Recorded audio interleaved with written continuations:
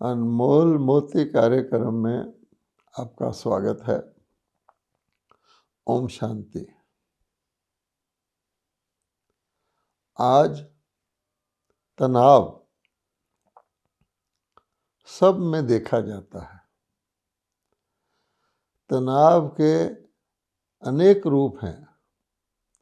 आज हम इसी बात पर चर्चा करेंगे, अपना ध्यान खिंचवाएंगे कि तनाव किस किस रूप में आ सकता है।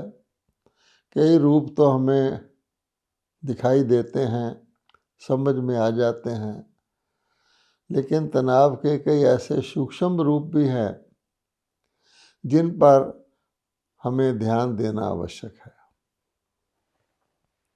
आमतौर पे हम सोचते हैं कि हम बहुत जब बिज़ी हो जाते हैं, हमारे ऊपर काम का प्रेशर आ जाता है, किसी भी प्रकार का प्रेशर आ जाता है, हमने बस पकड़ना होता है, लेट हो रहे हैं तो तेज़ तेज़ चलते हैं, हमें कोई काम में टाइम लिमिट होता है, अभी उसको पूरा करके देना है, ऐसा होता है। अर्थात जीवन की व्यवस्था हम समझते हैं कि जितनी बढ़ती जा रही है, जितने मानव का लाइफ बिज़ी होती जा रही है, संघर्षमय होती जा रही है, उतना हमारा तनाव बढ़ता जाता है। ऐसा हम प्राय समझते हैं और ऐसा है भी। लेकिन हम सोचें कि जब कभी हम बिज़ीनेस से खाली हो जाते हैं, हमें कोई काम नहीं रहता, क्या उस समय हम तनाव से मुक्त हो जाते हैं या हम रिलैक्स्ड फील करते हैं? अगर आप गौर से देखेंगे कि खाली होने पर भी मनुष्य आज रिलैक्स नहीं हो सकता, वो अपने आप को तनाव से अलग नहीं कर सकता, क्योंकि उसके अंदर जो संस्कार है, मान लीजिए कोई डॉक्टर हैं, वो बहुत बिज़ी रहते हैं, उनके पास पेशेंट का तांता लगा रहता है और उनको ऐसे लगता है कि क्या मैं देखो सारा दिन सुबह से शाम तक पेशेंट्स को ही देखता रहता हूँ। अगर उन डॉक्टर जी को आप किसी धार्मिक फंक्शन में इनवाइट कर लें, मान लीजिए मेडिटेशन के कोर्स में इनवाइट कर लें और कहें कि आप थोड़ा सा अवकाश निकाल के आइए तो आपको रिलैक्स फील होगा, तो क्या ऐसा होता है? हम देखते हैं, मुझे अपनी ही एक घटना अच्छी तरह याद है कि एक बार ब्रह्मा कुमारी का एक बहुत बड़ा स्पिरिचुअल फेयर आगरा में लगना था और बहुत सालों की बात है। और उस फेयर में यूपी के गवर्नर को लखनऊ से आना था उसका उद्घाटन करने। सायंकाल को उसका उद्घाटन था, सारी तैयारी हो चुकी थी और जितने भी सेवाधारी भाई बहन हैं, मुख्य क्योंकि उन दिनों में वो बहुत बड़ी एक इवेंट गिना जाता था। हमारे बड़े दादी जी माउंट आबू से हम सब भाई बहनें वहाँ इकट्ठे हो चुके थे और उस फेयर की ओपनिंग का इंतज़ार कर रहे थे। और पब्लिक भी बहुत दिनों से क्यूरियोसिटी से देख रही थी कि इसकी ओपनिंग कब होगी, उनकी भी भीड़ भाड़ दिख रही थी।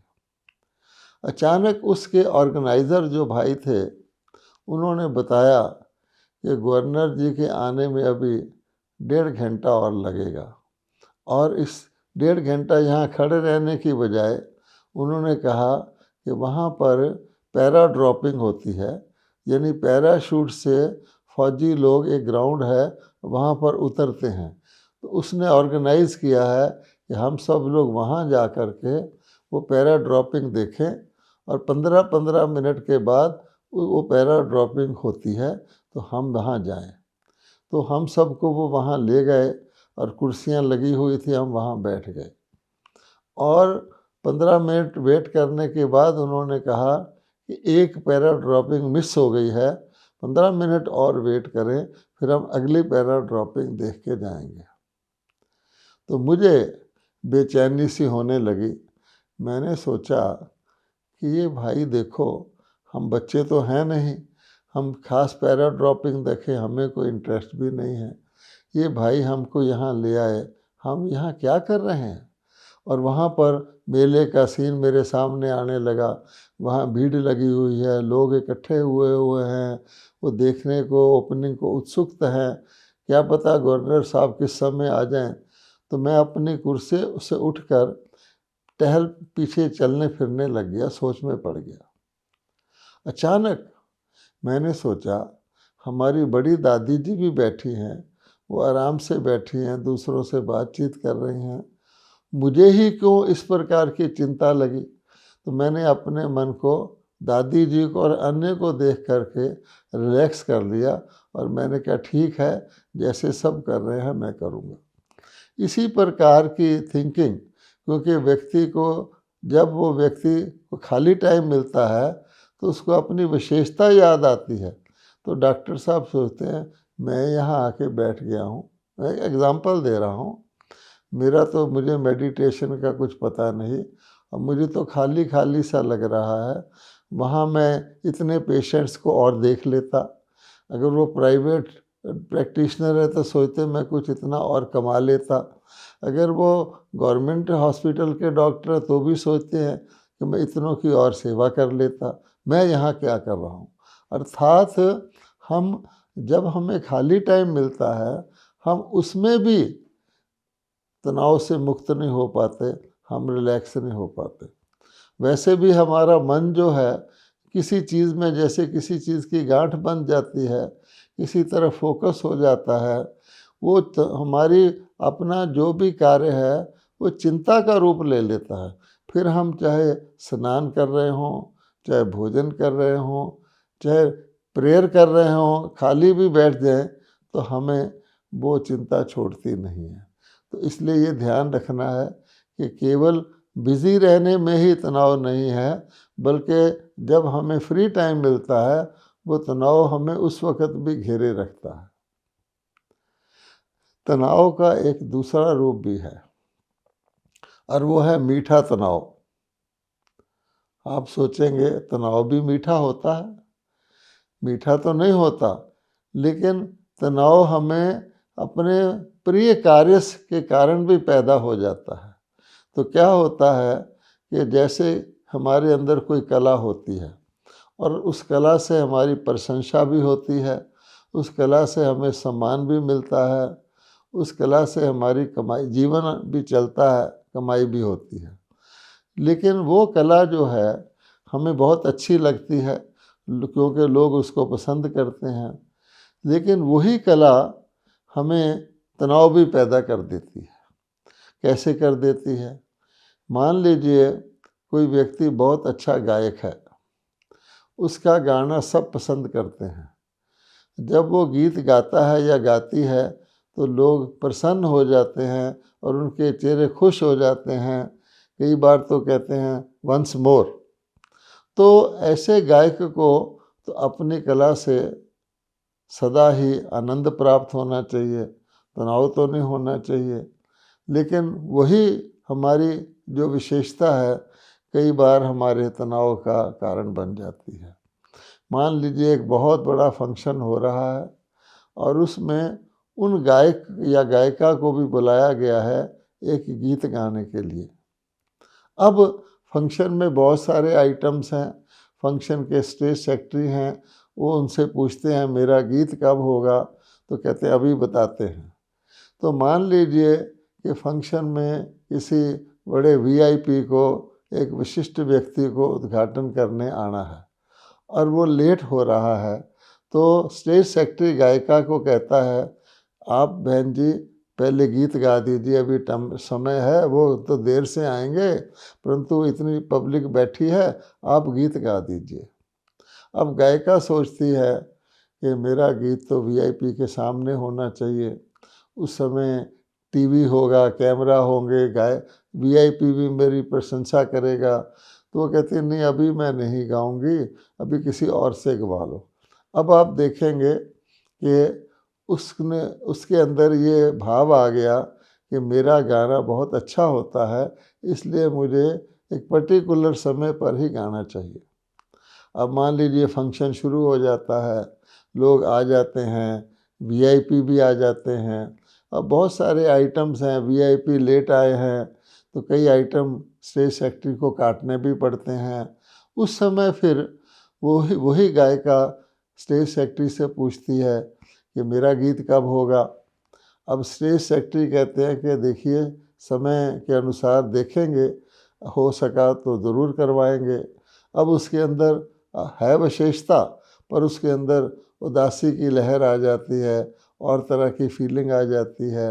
और फिर मान लीजिए उस मशहूर गायिका की जगह स्टेज सेक्रेटरी किसी और का गीत गवा देते हैं किसी कारण से, चाहे उसको नए गायक को इनकरेज करने के लिए या किसी भी कारण से, तो उस गायिका का ऐसा हाल होता है, उसका अगर गीत हो गया तो अच्छा, फिर भी ना हुआ तो उसका कितना मूड खराब होता है, उसके अंदर कितने व्यर्थ संकल्प चलते हैं, कारण कि मुझे अपनी विशेषता ही मेरी कमज़ोरी बन जाती है।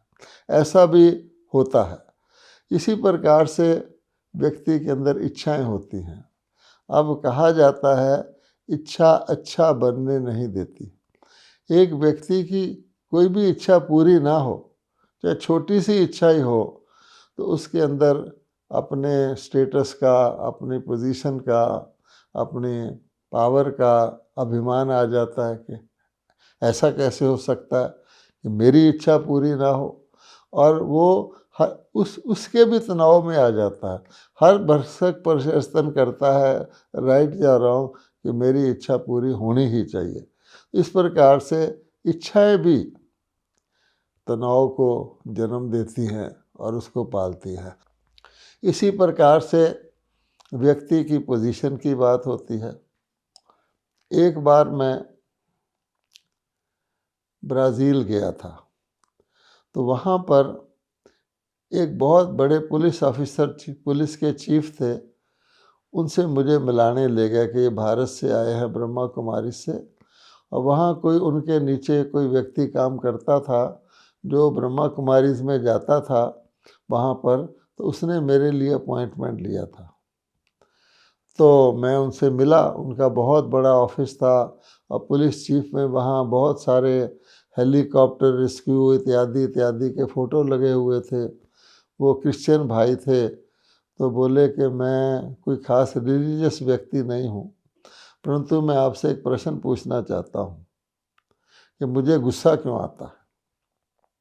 अब देखिए, उनको महसूस हो रहा है कि गुस्सा करना अच्छी चीज़ नहीं है, लेकिन उनको गुस्सा आ रहा है और उसको गुस्से आने का कारण उनको समझ में नहीं आ रहा। तो मैंने अंदाजे से कहा, मैंने कहा कि शायद आपको गुस्सा इसलिए आता है कि आप अपने जो जूनियर हैं, सबॉर्डिनेट हैं, उनसे भी अपनी ही क्वालिटी का काम एक्सपेक्ट करते हैं। आप चाहते हैं कि ये व्यक्ति काम करके लाए और जिस तरह का काम मैं करता हूँ वैसा ही करके लाए। अब क्योंकि वो जूनियर होता है, उसको इतना अनुभव नहीं होता, उसकी इतनी तीक्ष्ण बुद्धि नहीं होती, तो आपकी क्वालिटी से जो थोड़ा घटिया क्वालिटी का काम करके ले आता है तो आपको गुस्सा आता है। तो मुस्कुराने लग गए। तो मैंने हंसी में कहा, मैंने कहा देखिए, अगर आपका जूनियर भी उसी क्वालिटी का काम कर सके जितना जैसा आप करते हैं, आपकी कुर्सी पर फिर वो भी हो सकता है। फिर और मुस्कुराए। तो कहने का भाव ये है कि व्यक्ति का छुपा हुआ ईगो अपनी बुद्धिमत्ता का, अपने अनुभव का, अपनी पोजीशन का, वो भी उसको तनाव में ले आता है, क्योंकि उसके अंदर एक कॉम्प्लेक्स आ जाता है कि ये सब मेरे जूनियर हैं, इनकी बुद्धि कम है। सोचना हमें चाहिए, हम सब पहले तो कहीं भी जॉब करते हैं तो छोटी पोस्ट से शुरू करते हैं, धीरे धीरे अनुभवी बनते हैं। आज का जो ऑफिसर है, टॉप ऑफिसर है, किसी दिन वो भी छोटे से शुरू करता है। इसलिए हम अपने आप को ये सोचें कि परिवार के सभी लोग एक समान क्षमता नहीं रखते। इसी प्रकार हमारे किसी भी कॉरपोरेट की या किसी भी ऑर्गेनाइजेशन के सभी लोग एक प्रकार की क्षमता नहीं रखते, तो हमें उनके ऊपर थोड़ा दया भाव, क्षमा भाव, उनको शिक्षा देने का स्नेह भाव होना चाहिए, तब हम तनाव से बच सकते हैं। इसी प्रकार से व्यक्ति की एक्सपेक्टेशंस होती हैं। कहा जाता है हम दूसरों से के साथ कुछ भला करते हैं, उसका हमारे अंदर उम्मीद रहती है कि वो भी एक दिन मेरे साथ भला करेगा। जैसे आजकल के ज़माने में माता पिता का एग्ज़ाम्पल ले लें, तो माता पिता अपनी संतान को, बिल्कुल छोटे बच्चे को बहुत मेहनत से पालते हैं। जो भी उनकी क्षमता होती है उसके अनुसार उनको पढ़ाते हैं, लिखाते हैं और ख़र्चा करते हैं, उनके ऊपर दिन रात मेहनत करते हैं। बच्चे का ध्यान पहले रखते हैं, अपना बाद में रखते हैं। ये माता पिता का स्वभाव होता है। अब एक दिन ऐसा आता है जब माता पिता वृद्ध हो जाते हैं, तो उनके अंदर एक उम्मीद रहती है कि मेरी संतान मेरा भी उसी तरह ध्यान रखेगी। अब आजकल के ज़माने में ज़माना बहुत बदल गया है, तो बच्चे कई बार अपने माता पिता को इग्नोर कर देते हैं। कई जगह तो उनको ओल्ड एज होम में दाखिल करा जाते हैं, कभी उनको थोड़ा पैसा भेज देते हैं। वो जो उनको बच्चों का स्नेह चाहिए, प्यार चाहिए, उनके अंदर संबंध की फीलिंग चाहिए, वो नहीं आती है, तो माता पिता दुखी होते हैं। इसी प्रकार से अनेक प्रकार के लोग, अनेक प्रकार की जिनके साथ उन्होंने नेकी की होती है, जब उसका रिटर्न नहीं मिलता तो उनको बड़ी महसूसता आती है, देखिए मैंने इसके साथ ऐसा किया और ये देखो मेरे साथ कैसा कर रहा है। इसलिए एक कहावत है, नेकी कर दरिया में डाल। हमें इस कहावत से बहुत शिक्षा लेनी चाहिए कि हम नेक कर्म तो करें, लेकिन उसका रिटर्न एक्सपेक्ट ना करें। कई बार सामने वाला मजबूरी से भी वो रिटर्न नहीं कर सकता है। मान लीजिए संतान उनकी किसी दूर दराज जगह रहती है, विदेश में रहती है, तो माता पिता को कुछ हो तो आ ही नहीं सकती है। कई बार उनके बेटों को कोई ऐसी पत्नी मिल जाती है जो अपनी तरफ बेटे को खींच लेती है, तो माता पिता देखते रहते हैं। तो इस प्रकार से बहुत कुछ होता है। ये कलयुग का ज़माना है, ये कॉम्प्लेक्स दुनिया है। इसलिए हमें ये सोचना चाहिए कि हमें अच्छा कर्म करें, अच्छे कर्म का फल हमें ऑटोमेटिकली स्वाभाविक तौर पे सृष्टि के नियम अनुसार मिलेगा।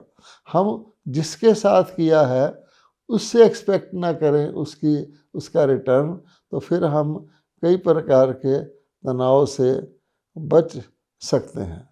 और इसी तरह से आप देखेंगे कई लोगों की नेचर हो जाती है, वो अपने काम में परफेक्ट होते हैं, इतना क्षमता से, कॉम्पिटेंस से काम करते हैं कि उन्होंने जीवन काल में उस प्रकार के अपनी प्रकार के अनेकों काम सफलतापूर्वक किए होते हैं। लेकिन ऐसा एक उनका स्वभाव बन जाता है कि कोई काम आ गया तो उस काम को तुरंत निपटाना है।